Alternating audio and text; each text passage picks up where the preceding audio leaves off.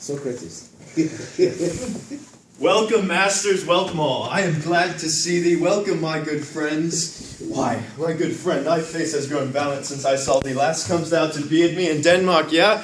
My lady, what a lady! Thy ladyship is closer to heaven than I saw thee last by the altitude of a Chopin. Let us pray God, your voice like a piece of uncut gold be not cracked within the ring. Masters, you're all welcome. We're into it like French falconers, fly at anything we see. Come, give us a speech, give us a taste of your quality. Good evening, ladies and gentlemen. That is a quote from one of my favorite plays, Hamlet, by William Shakespeare, by Hamlet himself. I want to talk a little bit about my project that I'm doing, a book involving Shakespeare and the Supreme Court. This combines two of my great loves, literature, Shakespeare, and the law.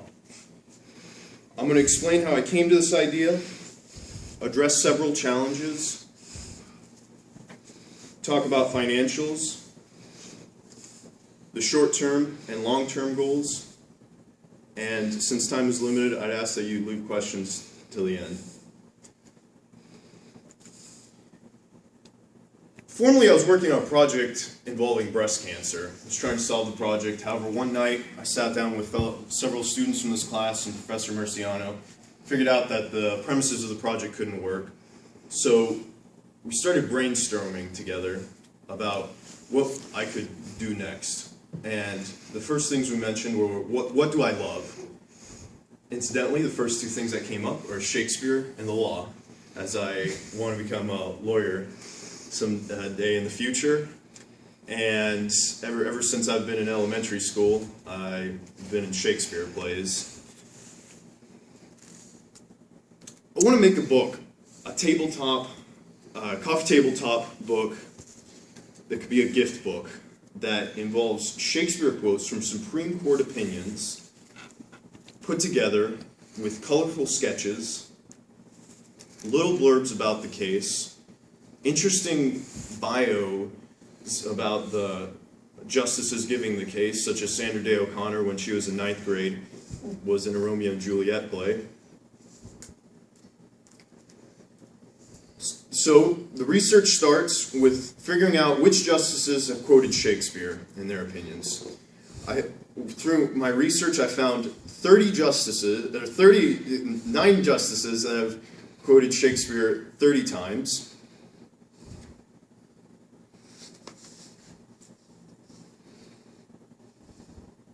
And of these 30 quotes, I'm going to pick 20 of the best. And here's a mock-up of the cover that I envision. Shakespeare in the Supreme Court, featuring 20 Shakespeare quotes from Supreme Court opinions. You have the picture of Shakespeare in the background and the Supreme Court in action from a courtroom sketch artist.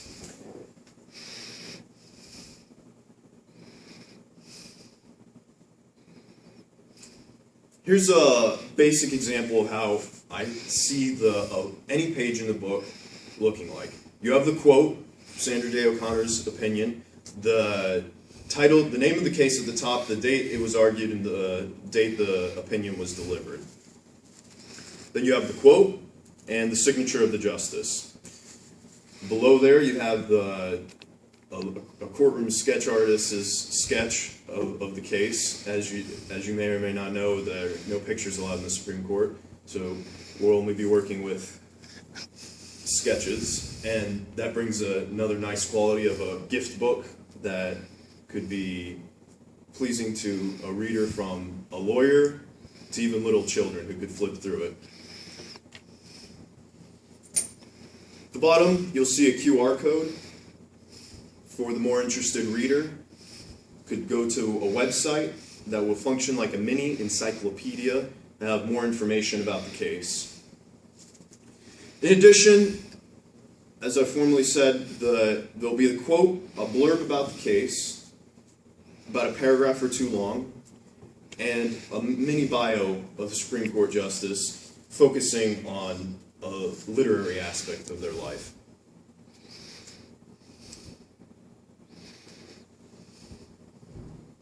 So, the challenges I'm facing are finding publishers.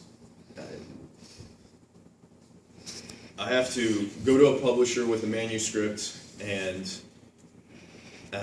propose to them to publish this book. Moreover, I have to find a courtroom sketch artist to sketch original sketches of the Supreme Court in action.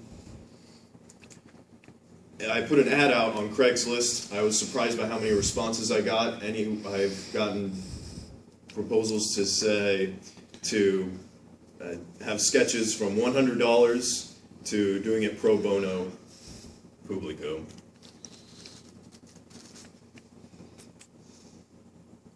The goals are short term, get a manuscript out, find a sketch artist, send a proposal to the publisher, and develop a web page.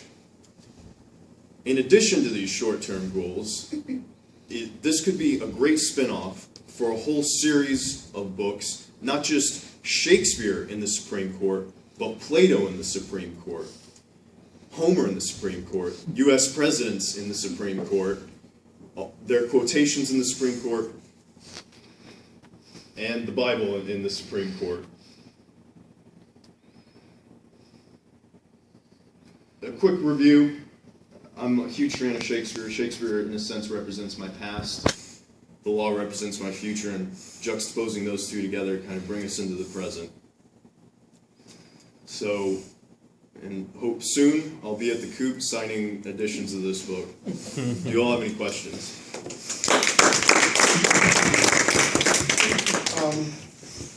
I want you to flip something. Go back to this one before this. Your first book, you're wrong. Your first book is the Bible. Okay? That's the first book, not Shakespeare. The Bible. Who's going to buy your book? There aren't many Shakespeare scholars, people who are interested in Shakespeare. No, you went to St. John's. Congratulations. I love the school. It's fantastic. Nearly taught there. But there aren't that many people who are going to want to do Shakespeare. When I was listening to it, my first thought was, okay, if I'm the publisher, my first question is, who's going to buy my book? Who's going to buy this book? The only people I could think of who would buy this book may possibly be someone who wants to put it, who's a lawyer, who wants to have it on their coffee table. Not that many, okay? Not that many lawyers? Who would go and do this? Yes, but you do the Bible, you now have religious publishers. So A, you increase the number of publishers. B, you now have people who want to know what religious aspects within the law are. I bet you're going to find more than 30 quotes, because that tells me what you're looking at. 30 pages of the book, 40 pages of the book, 50 pages of the book. Pretty thin book, pretty thin book. I bet that if you use the Bible, you're going to find fairly hundreds of quotations of the Bible within court cases for the past 200 plus years. You now have lawyers, you now have people who are religious. The number one set of booksellers in the United States in terms of the people who buy books for booksellers are religious publishers and religious bookstores. You now have a market there. So you might get to Shakespeare fifth down the line, but your first book, if you want to go this direction, is going to be Bible, because that will get you into a whole variety of markets that you wouldn't otherwise have, and I think there's a chance you could sell it. I'll be honest with you. If I was a book publisher and you came to me with this idea for a book, I'd say, really interesting idea. I'm selling 150, 200 copies of this thing. Maybe 300 copies. Where am I going to sell it? Probably it's going to be sold in the U.S. Supreme Court bookshop downstairs. And so you'd have to go to the Historical Society and see if they would do it. That's about it. I'm being brutally honest with you. But the Bible might actually work. I bet if you went and did your analysis, you'd probably find hundreds of biblical quotations within court cases. And that actually might just work in terms of something which would sell, not just merely to lawyers who want it on a coffee table. So there's actually, and maybe Judy can get it for you. If not, I'll send it to you, Judy, if you don't have it. there's a two-pager on stuff that you need to put together if you're submitting. Sent it to you. Yeah, if you're submitting to a publisher, and you want to hit all of them. Why you, right? Who's your market?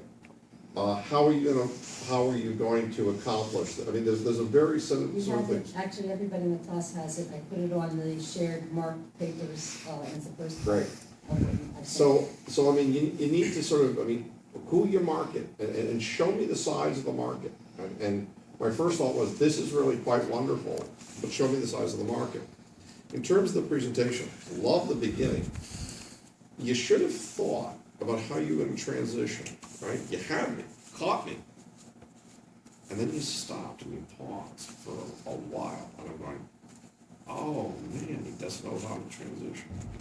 So when you're given this talk or doing something like that, not just have the little piece of theater that you've done, which is wonderful, but think into how you're going to transition into the talk per se. Because if not, it sounded like, well, he gave that, he was an actor in a Shakespeare play, he gave that, and now he's kind of lost. What do I do now? So that's just, a little piece of advice in terms of the presentation. Thoughts, those are just some thoughts. Yeah, I think he was right. I think you look like an actor that lost the script. But based on your presentation, if you know you weren't ready or so, you can just write upon a little piece of paper. So you were pausing to read, then you present. Pausing to read, to present, and that's a discussion. Were you thinking of this as a gift book, that sort of thing? Yes. Because I was gonna say, have you thought about self-publishing? You mean through on the online and such? Yeah, there's, I can't remember who the company is, but I know there are a lot of people, who, instead of going to the book publishers, where it's a challenge trying to get their attention, just trying to get them to go along with the book.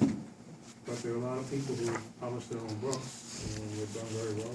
Actually, if you go on the NPR today, they had a whole big story on self-publishing. So if you go to 90.9, just online, you'll hear the whole story. But- That's exactly what But they talked about. realize that you're gonna be putting a lot of your money out, and if you're gonna do this as a gift book, you're talking about high-quality paper, you're talking about a very, a nice book which is gonna have a large cost to it. Now, great thing is if it hits, all the money is yours.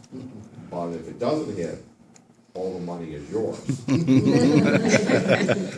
Okay, so, to quote Clint Eastwood, do you feel lucky? Do you, punk? So just, unfortunately, with Bible, somebody already had that idea. I was just reading, but have you thought about not just Supreme Court, but maybe Queen's Bench in England, where you would have more hits? Or something like Shakespeare and the United States, it's like not that related. Maybe like in England, like their Supreme Court, or something, and mix it together, something. I'm just throwing ideas there. Okay. I think if instead of developing a web page, why don't you target mobile app? Then you have more content that you can make some money through advertisement.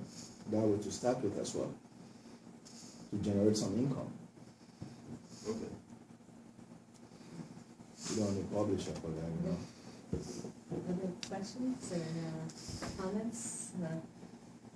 I do want to make sure that we know, in terms of short term, in terms of finishing a manuscript, the truth is that when you go to a publisher, they don't necessarily expect, they expect a proposal. They don't necessarily expect the entire, yeah, exactly. So I think that you should feel like you have to start by having the entire thing complete. I just want to make sure that you have that confidence that you can do that as well. It's a pitch at the end, so, okay? But again, definitely enjoyed the theater very much, and I think that you actually were very good with your hand motions while you were up there. You felt, I saw that you were, carrying, that you were able to carry what you were saying with your hand motions. Very, very, both targeted as well as relaxed way. So yeah, I thought that was really quite professional and quite good. So well done.